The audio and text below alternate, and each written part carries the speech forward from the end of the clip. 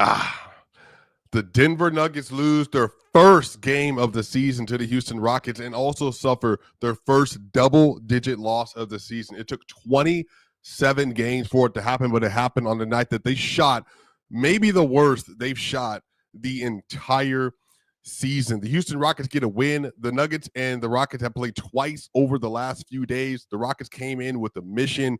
The Nuggets, what we talked about last game was their clear disadvantage athletically without Peyton Watson, Christian Brown, and Aaron Gordon. But today it was even more apparent that when they do not have those big wings, it changes the way they play defense. It changes the way they can guard anyone on the floor, and they struggled throughout. The Denver Nuggets, they lose their first game in the last 7.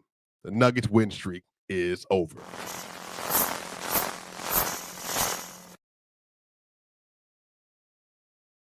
The Denver Nuggets lose to the Houston Rockets in a back and forth affair in Denver. Wow. 115 to 101. The Nuggets offense cratered in this game. They couldn't hit a 3 at all. They couldn't hit a 3. They couldn't hit a jumper. They were missing layups. They were missing dunks. It was nasty. Wide open three-pointers. They were bricking. And on the other end, the Houston Rockets simply could not miss. And y'all, when you have a shooting split, the Rockets today, they shot 51% from the field. They shot 54% from 3 on 19 threes, and they had 18 of 23 from the free throw line. The Nuggets on the other end, 40% from the field, and they shot 27.6% from the three-point line. And just how good are the Denver Nuggets this season? They're the best shooting team in the NBA this season. The best shooting team.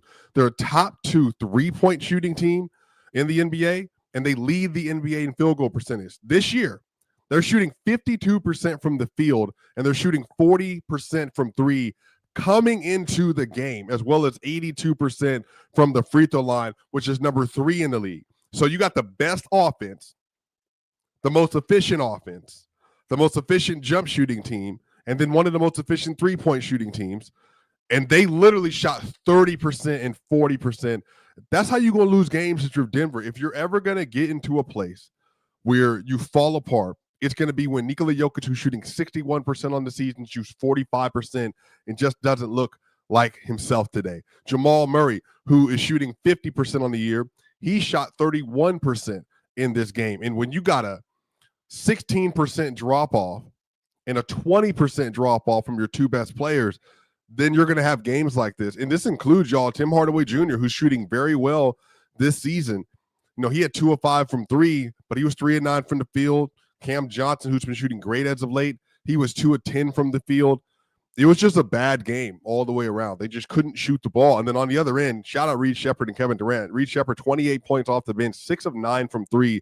Josh Okogie really got it started for them. He made 3 threes all in the second quarter that swung the lead in their favor to got to where it was 8 points. And then Alperen Sengun, not a good game at all. But it was really Kevin Durant. 31 points. He was 5 of 6 from 3 and 10 of 11 from the free throw line. And I've said this before, that the reason why the Nuggets have matched up so well with KD over the last few years is because they got Aaron Gordon, they got Christian Brown, they got Bruce Brown, they got Peyton Watson, and obviously they have Spencer Jones. Like, they have so many different dudes. But when they don't have access to those wings, that changes his vantage point, how KD's able to see over the defense. Typically, he can't. So, therefore, like, the offense is going to look a lot different. He's not going to be as good. We saw that, obviously, in the first game. Saw that for a lot of the game in the second game. Now, KD's going to hit some tough shots, but we're in a situation now, man, where it looks like Spencer Jones came down with a little something, which I hope not, because that would make it 4 for 4. 4 for 4 of the Denver Nuggets missing their 6'6" to 6'8" wings that they play a lot and that are defensive anchors for this team. Spencer was hooping today, mind you. He played really well. He was going at it. In the first quarter, he had 9 points, 2 rebounds, and 2 assists. He was going crazy. I was like, oh, man. Oh, yeah, they might. If Jokic and Murray come to the party, whenever they do, they might get this in the bag. Spencer Jones was the only player in the starting lineup that was a positive plus-minus. He played 27 minutes today. Everybody else was a -14, -20 for Jokic, -22 for Hardaway, -12 for Jamal Murray. Yeah, the Nuggets now they can withstand a lot. 2 of those injuries, 4 of those injuries, absolutely not. 3 of those injuries, you're still no. 4 is crazy. So that changes how the Nuggets play defense. That changes how they attack on offense. They don't have anybody in the low man situation. They said it was a leg cramp, so that's good news. So that hopefully he's ready for the Utah Jazz game.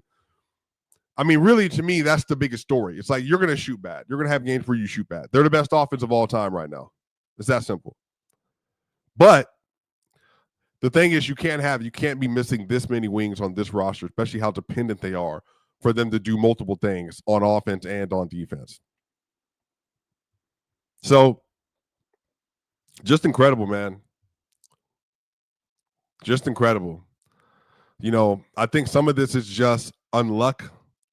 It's just a lot of things that are going wrong on the injury standpoint for Denver right now. They really obviously need to get their guys back. But if you're going to shoot that poorly too, because what's been carrying them while they've been dealing with these injuries is the fact that their offense has been the best of all time. And especially in the last several games, they've just been a different beast. I think without Aaron Gordon this season, the Nuggets record is 10-4. So they're 10-4 now with this loss to Houston. So, I mean, that's a crazy win percentage, y'all. Like, that's really good. They play Utah, so hopefully they can get that victory, get to 21-7. Now they won 75% of their games, through the first 28 games of the year. A lot of that without Aaron Gordon, over half of that without Aaron Gordon. So that matters a lot. They got a little bit more time because they're still going to be with Aaron Gordon and Christian Brown through December, probably through the early part of January as well. So, and maybe even if just to be careful, they could do all full through January. Like, I wouldn't really care either way for Brown or for Gordon. But today was just too much. Man, shout out to the Houston Rockets, man. They shot 59% from 3. You're going to lose. 35 attempts, made 19.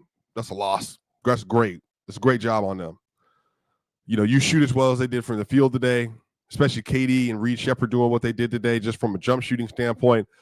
And then the Nuggets' best jump shooters, which are 2 of the best jump shooters in the league, I believe both of them are top 7 or 8 this year in terms of jump shooters. Yeah, I mean, you're going to lose those games if they don't have these performances they normally have. KD 8-14, 5-6 from 3. Between KD and Reed Shepherd, y'all, they were 11 of 15 from the 3-point line. And so like you're lost at that point. And then Jamal Murray and Nikola Jokic on their end, they shot just 13 of 33 today. That's like the Clippers game from last year, maybe 2 years ago when Jokic was like 9 of 32 from the field in that game. So it sucks. Cam Johnson wasn't good. He's been really good lately, y'all. Like I don't want to propose to kind of miss that. He's been really good for them. He just had a 19-11 game, by the way, versus the Magic 2 days ago. So he had a bad shooting performance, but the MVP of the league, I think the best player who's going to win MVP this season, he had a bad shooting game today as well. Jamal Murray, who I think is going to be all NBA, third team maybe this year, had a really bad shooting game as well.